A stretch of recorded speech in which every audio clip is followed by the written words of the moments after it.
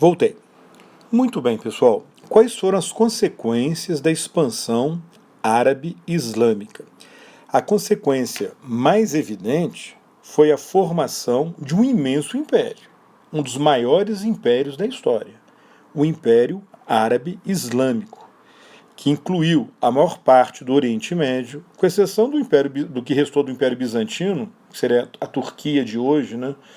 Basicamente, e territórios no sudeste da Europa, mas do Oriente Médio, com exceção da Turquia atual, que continuou nas mãos do Império Bizantino, o restante do Oriente Médio foi dominado pelos árabes muçulmanos.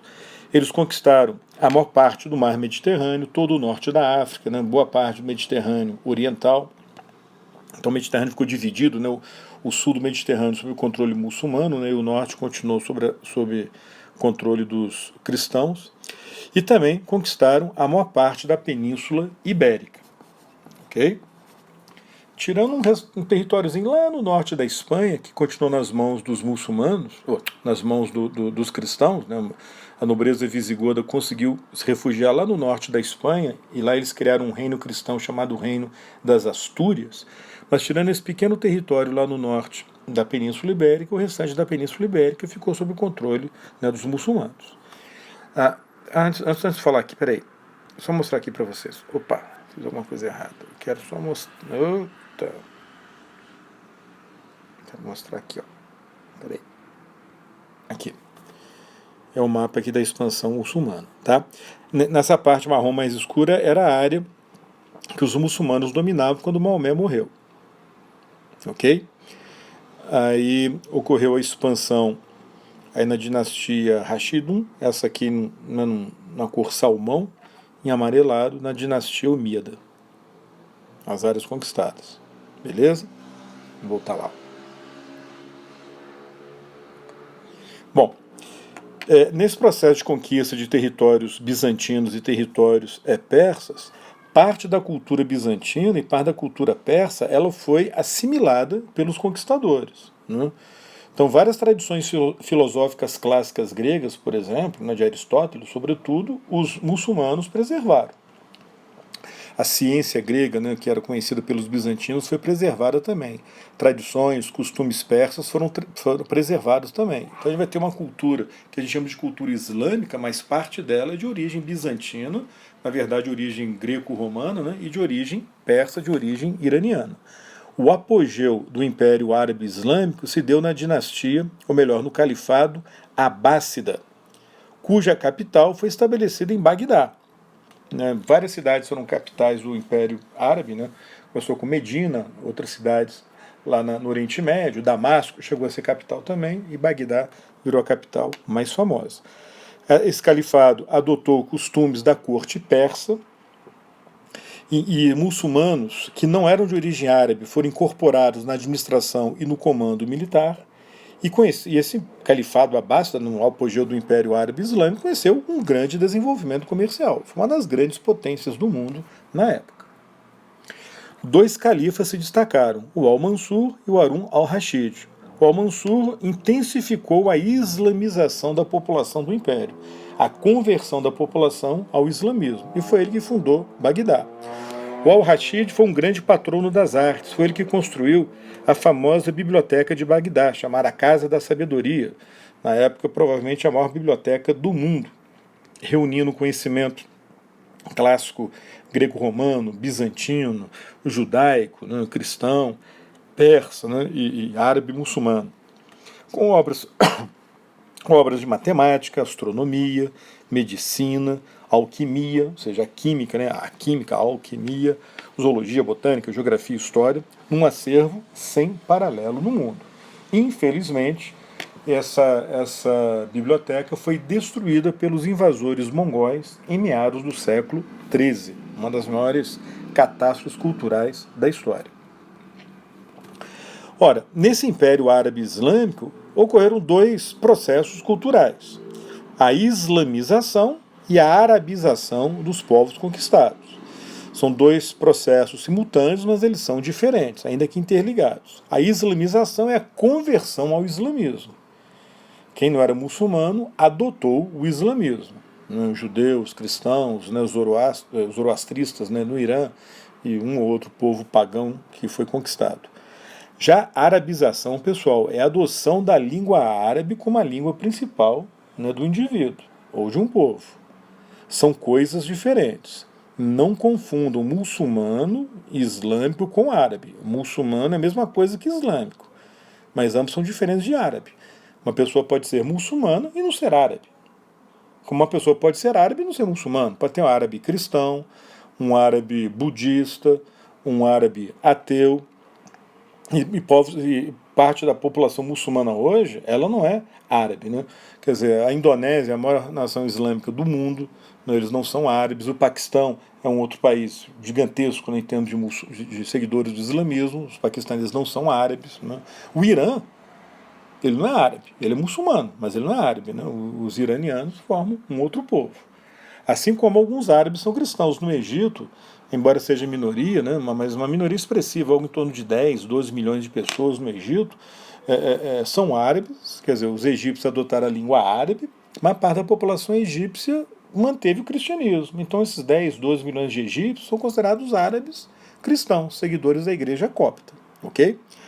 Árabe, portanto, é diferente de iraniano, que é diferente de turco. A maioria dos árabes hoje, a maioria dos iranianos hoje, a maioria dos turcos hoje, a maioria é muçulmana. Mas ser muçulmano não significa necessariamente ser árabe, ser iraniano, ser turco. E ser árabe é diferente de ser turco. Aqui, árabe, iraniano e turco são povos diferentes, que nesse exemplo aqui seguem uma mesma religião. Ok?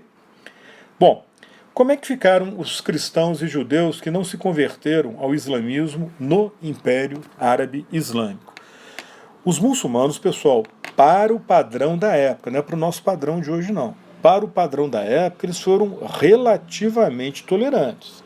Eles permitiram que os cristãos e os judeus continuassem seguindo suas religiões. Cristãos e judeus eram chamados de povos do livro, né, que vão seguir um livro sagrado, a Bíblia, né, um livro monoteísta. Porém, vão ser tolerados com restrições. Então, por exemplo, os cristãos e os judeus não podiam ficar pregando a sua religião em público, tentando converter as pessoas ao cristianismo. Não podiam fazer o chamado proselitismo, era proibido.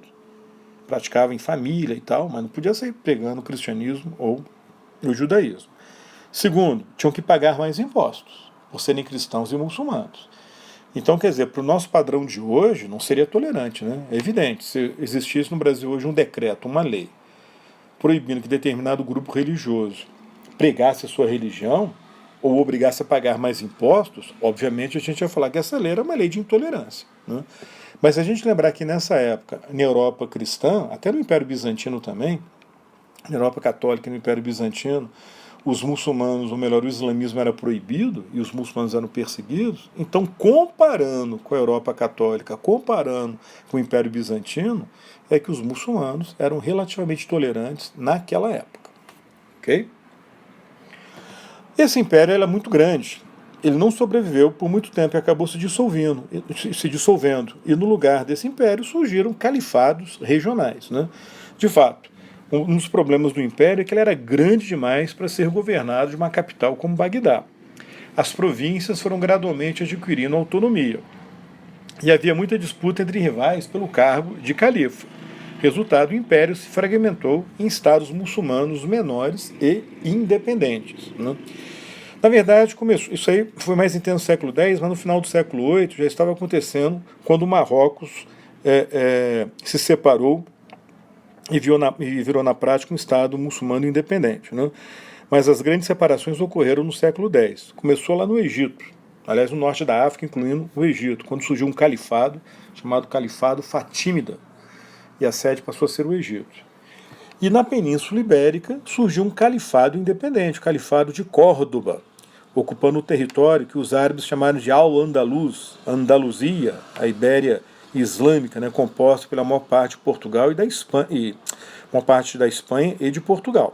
A capital, a cidade de Córdoba, que era um rico centro comercial e cultural, com bibliotecas, pessoal, que atraíam estudiosos da Europa Católica. Esse pessoal ia lá estudar, os muçulmanos não podiam ir para a França, mas um padre, um monge francês podia ir lá para a Espanha e estudar numa biblioteca dominada pelos muçulmanos.